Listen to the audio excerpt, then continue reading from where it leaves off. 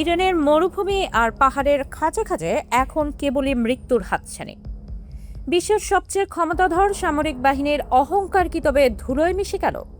নিখোঁজ পাইলটকে উদ্ধার করতে গিয়ে খোদ মার্কিন স্পেশাল ফোর্সের কমান্ডোরাই কি এখন ইরানি মিলিশিয়াদের জালে আটকা পড়েছে? তেহরানের পক্ষ থেকে আসা $৬৬,০০০ পুরস্কার ঘোষণা আর আইআরজিসির মরণঘাতী ডিফেন্স সিস্টেমের সামনে পেন্টাগন কি পুরোপুরি দিশেহারা? আজকের এই বিশেষ প্রতিবেদনে আমরা তুলে ধরব পারস্য উপসাগরের সেই রক্তক্ষয়ী শুক্রবারের রুদ্ধশ্বাস সব ঘটনা যা বিশ্ব রাজনীতির সমীকরণ এক নিমেষেই বদলে দিয়েছে।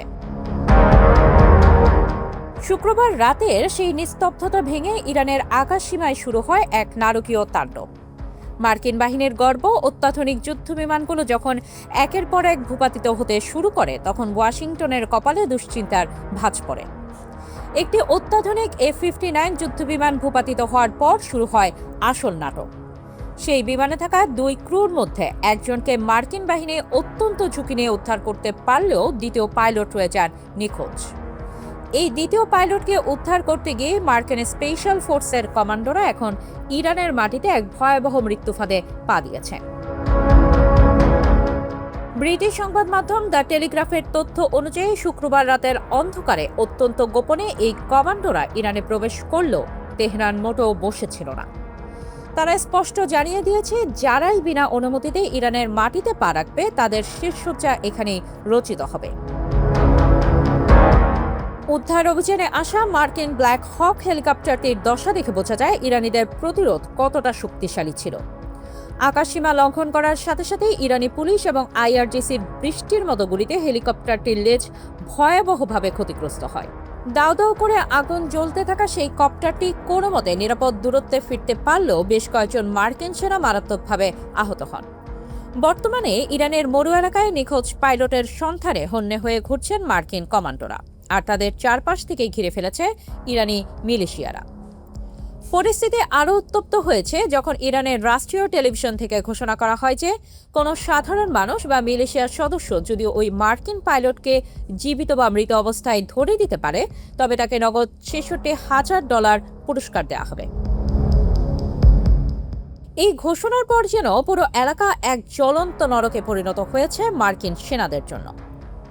পরাজয়ের গ্লানি কেবল আকাশেই সীমাবদ্ধ ছিল না, পারস্য উপসাগরের নীল জলেও ফুটে উঠেছে মার্কিন বাহিনীর করুণ দশা। হরমুজ প্রণালীর কাছে একটি বিশেষ মডেলের যুদ্ধবিমানও ভূপাতিত করেছে ইরান। সিবিআই এর প্রতিবেদন বলছে নিখোঁজ ক্রুদের উদ্ধার করতে আসা এই বিমানটি ইরানি হামলার মুখে পড়ে বিধ্বস্ত হয় এবং পাইলট প্রাণ বাঁচাতে মাঝ আকাশ থেকেই সাগরে ঝাঁপ দিতে বাধ্য হন। ইরানের খাতাম আল আম্বিয়া কেন্দ্রীয় সদর দপ্তরের মুখপাত্র ইব্রাহিম জুলফা গাড়ি অত্যন্ত কঠোর ভাষায় মার্কিন প্রেসিডেন্ট ডোনাল্ড ট্রাম্পের মিথ্যাচার ফাঁস করে দিয়েছেন।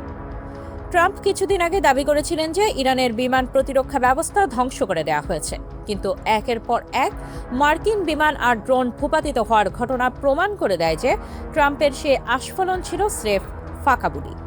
ইরানে আইআরজিসির বিবৃতিতে উঠে এসেছে আরও চাঞ্চল্যকর তথ্য। গত 24 ঘন্টায় তারা কেবল বিমান নয় বরং 3টি ড্রোন এবং 2টি ক্রুজ মিসাইলও ধ্বংস করেছে।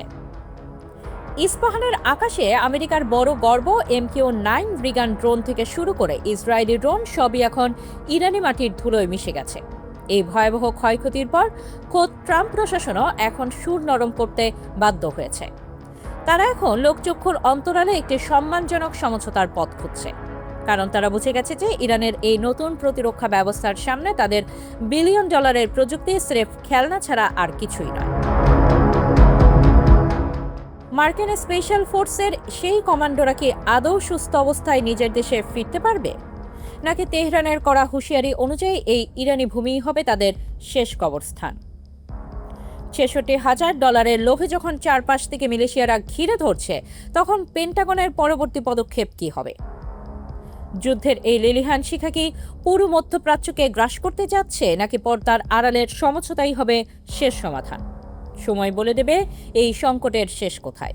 বিশ্ব রাজনীতি ও সামরিক শক্তির এমন সব চাঞ্চল্যকর ও বিশ্লেষণধর্মী তথ্য সবার আগে পেতে আমাদের চ্যানেলটি সাবস্ক্রাইব করে পাশেই থাকুন।